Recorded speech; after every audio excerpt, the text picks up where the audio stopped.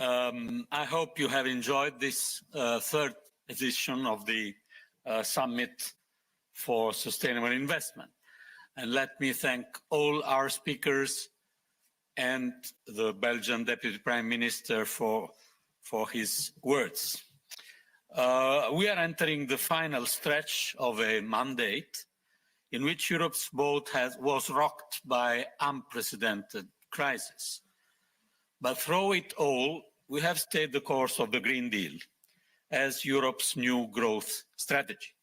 That strategy recognized right from the start, it was before the pandemic, that the green transition cannot happen without the necessary financing.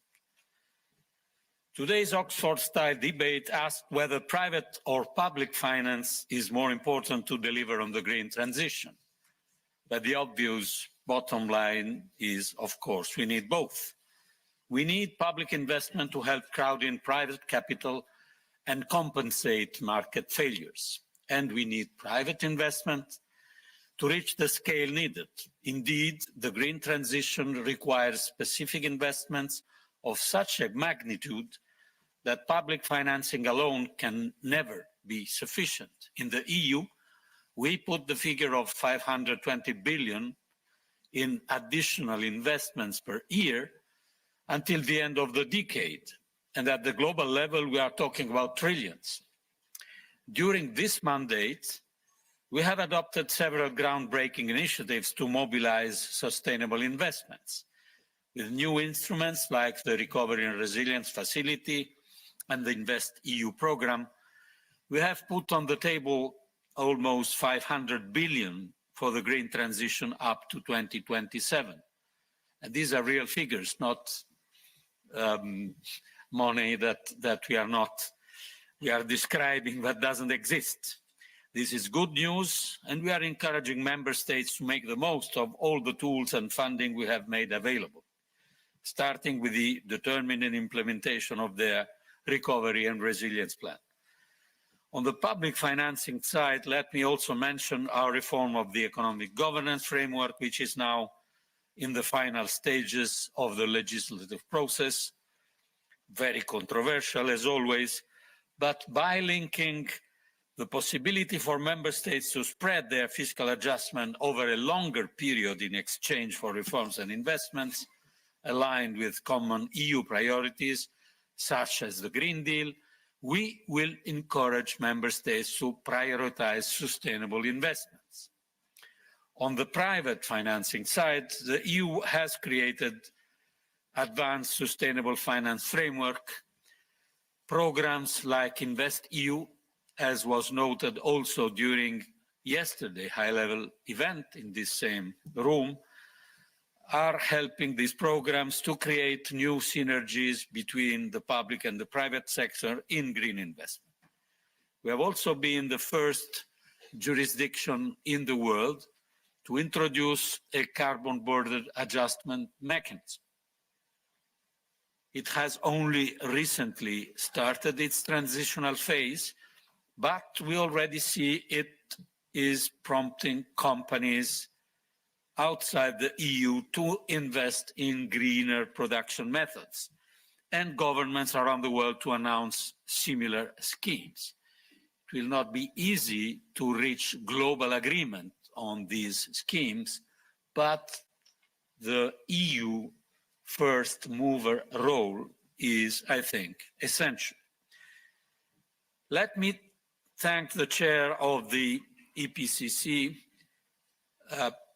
on climate change, Jim Ski, for reminding us of what is at stake. 2023, as we all know, was the hottest year on record, and without decisive action, we will not meet the goal of the Paris Agreement, with the catastrophic consequences that we know. Today's first panel made it clear that delivering on the green transition requires a major overhaul of our economic model. There is virtually no aspect of our lives that will remain untouched, no sector of our economy unaffected.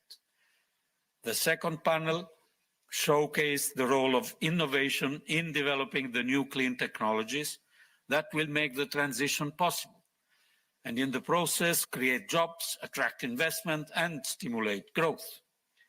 All major players on the global stage are investing heavily to promote clean technologies: wind, solar, batteries, hydrogen. The EU must remain at the forefront of this innovation if it is to remain a global industrial player. The Green Deal Industrial Plan is a first step towards ensuring that Europe maintains its competitive edge, but I believe this is an area where we need to do more, especially bearing in mind the fact that instruments like the RRF and InvestEU are running only until 2026 and 2027, respectively. As we look ahead, Europe will need to set common objectives and design common projects that will be financed jointly. We must finance projects for which a European scale represent an advantage, projects of common interest for Europeans. Finally, we have seen in today's third panel that we need international cooperation to tackle climate change and mobilize the clean energy investments required in emerging and developing economies. Richer nations must support climate vulnerable countries in both the transition and in adapting to the consequences of the climate crisis that are already here. The EU will continue to play its part. So, ladies and gentlemen, delivering in the green transition is an environmental necessity, an economic opportunity, and a geopolitical imperative. It requires, as we have seen, investments on an unprecedented scale, but it also requires broad social acceptability. We must be mindful about the possible distributional effects of our policies, and we must ensure that the transition really is a just one, that efforts are shared fairly, and that workers have the skills they need. Our success or failure on this front is not just a moral question, it is also a sine qua non for the transition itself to succeed.